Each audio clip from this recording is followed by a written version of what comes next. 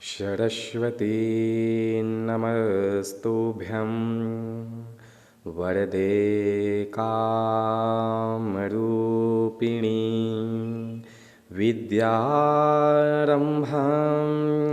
करिष्यामि सिद्धिर्भवतु मे सदा। मम प्रियमित्रः छात्र छात्रां च सर्वेभ्यः नमो नमः। अहमस्मि सोनु पांडे। अत्र भवतां भवतीनां च स्वागतम HP5 अध्ययन केंद्रस्मिन्।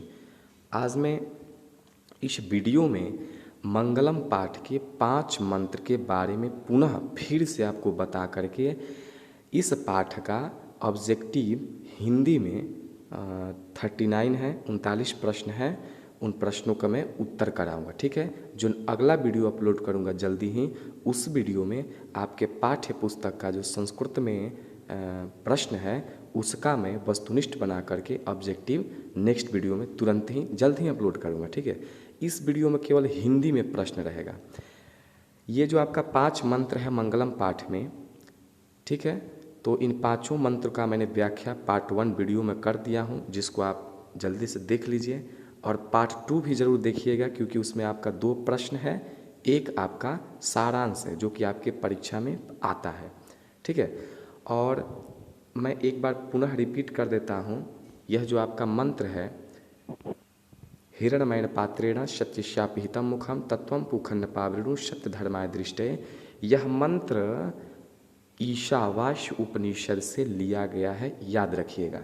इस मंत्र में सूर्य से प्रार्थना किया गया है कि हे प्रभु, सत्य का मुख जो है वह सोने जैसा पात्र से ढका गया है, अतः उसको हटा दीजिए। ठीक है ना, याद रखिएगा। इसमें परमात्मा के महिमा का वर्णन किया गया है। ठीक ना। और आपका जो दूसरा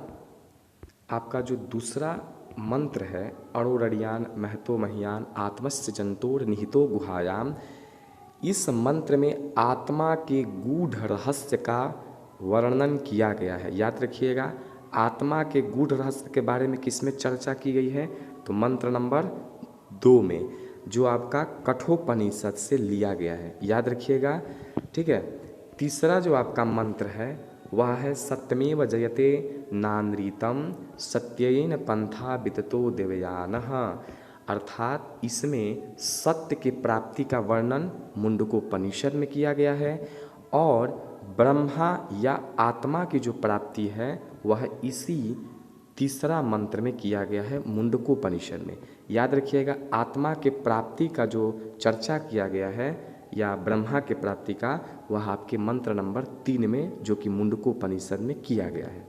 ठीक है, चौथा आपका मंत्र है बहती हुई नदियाँ समुद्र में अपना नाम रूप क्या करती है, छोड़ करके विलीन हो जाती है।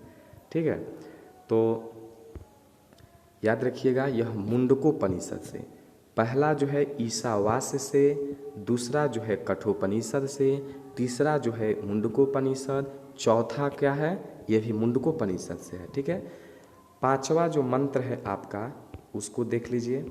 जो 5वां मंत्र है वह है वेदाहमेतं पुरुषं महांतम आदित्यवर्णम तमसः परस्तात्।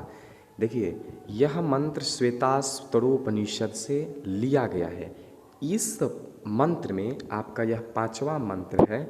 इस मंत्र में, ठीक है, ज्ञानी और अज्ञानी में अंतर बताया गया है। याद रहेगा, ज्ञानी और अज्ञानी में अंतर श्वेताश्वतरोपनिषद में बताया गया है। ठीक है, तो चलिए हम अब आपको आपके ऑब्जेक्टिव जो है अवगत कराता हूँ। आई होप कि आप अच्छा से वीडियो दोनों देखे होंगे, इसलिए आपको इसमें कोई दिक्कत नहीं होगा। ठीक है, चलिए, पहला है मंगलम पाठ में कितने मंत्र हैं, तो मंगलम पाठ में कुल 5 मंत्र है। सत्य का मुख किस पात्र से ढका हुआ है, तो हिरणमय पात्र से। वेदाहमेतं पुरुषं महांतम, ठीक है, विदते जनाय, यह किससे लिया गया है, तो आप जानते हैं ना कि यह मंत्र जो है श्वेताश्वतरो उपनिषद से लिया गया है। ठीक है, चौथा है मंगलम पाठ कहाँ से संकलित है, तो उपनिषद से इसे लिया गया है। 5वां अणोरणीयान महतो महीयान महिमान मात्मनः, यह जो मंत्र है यह कठोपनिषद से लिया गया है। छठा है, नदियाँ नाम और रूप को छोड़कर किसमें मिलती है? तो समुद्र में मिल जाती है। ठीक है। और सातवां है, महान से महान क्या है? तो महान से महान आत्मा है। किसकी विजय नहीं होती है? तो विजय असत्य की नहीं होती है। ठीक है ना। यह संपूर्ण संसार किसके द्वारा अनुशासित है? तो यह परमात्मा के द्वारा संसार अनुशासित है। सूक्ष्म से सूक्ष्म कौन है? तो आत्मा है। ठीक है। 11, प्राणियों के हृदय रूपी गुफा में कौन बंद है? तो आत्मा जो है प्राणी के हृदय रूपी गुफा में बंद है। नदियाँ कहाँ जाकर मिलती है? तो नदियाँ समुद्र में मिल जाती है। किसकी जय होती है? तो सत्य की जय होती है। ठीक है। आपका 14 है, किसका मुख सोने के पात्र से बंद है? तो सत्य का जो मुख है वह सोने जैसा पात्र से ढका गया है। मंगलम पाठ में किस प्रकार के मंत्र हैं? देखिए, मंगलम पाठ में पद्यात्मक मंत्र उपनिषद से लिया गया है। ठीक है ना। नेक्स्ट है, ब्राह्मण का मुख किससे ढका है? तो सोने से ढका हुआ है। उपनिषद किसका सिद्धांत प्रकट करता है? तो दर्शन शास्त्र के सिद्धांत को। कौन जय को प्राप्त नहीं करता है? तो असत्य जय को प्राप्त नहीं करता है। कौन अपने नाम और रूप को छोड़कर समुद्र में मिल जाता है?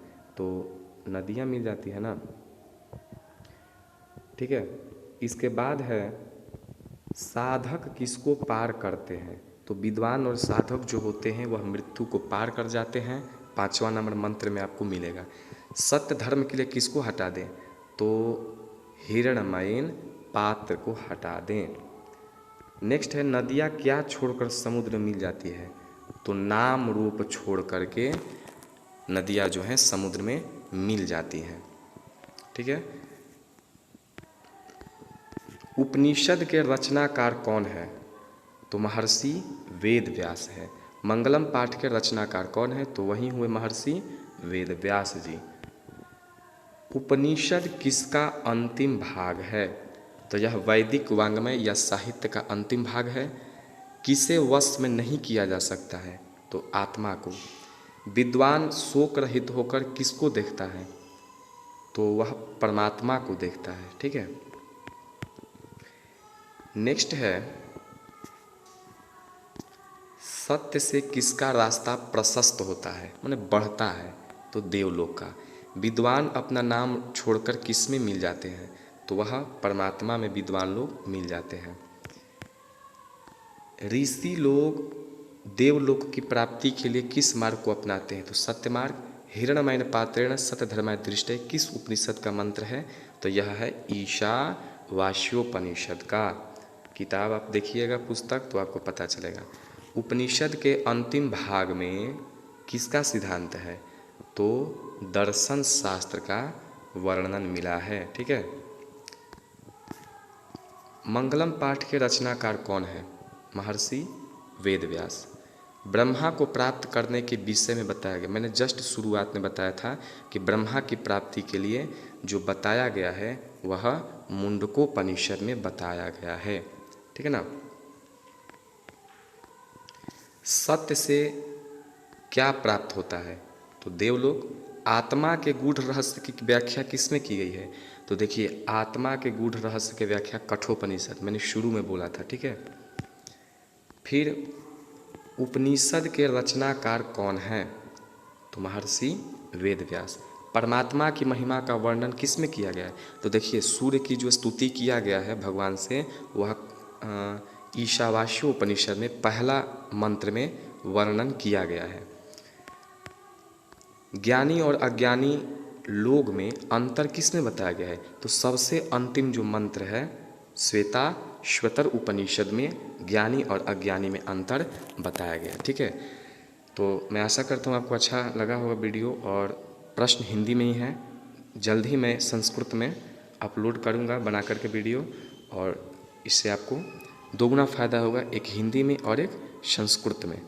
इसलिए आप लोग अच्छा से पॉज करके वीडियो को देख लीजिए, रोक करके फिर रिज्यूम रिप्ले करके, ठीक है। और पार्ट 1 पार्ट 2 सभी को देख लीजिए, ठीक है। तब तक के लिए बाय बाय, टेक केयर, खुश रहिए, स्वस्थ रहिए, हंसते रहिए। मिलेंगे फिर नेक्स्ट वीडियो में।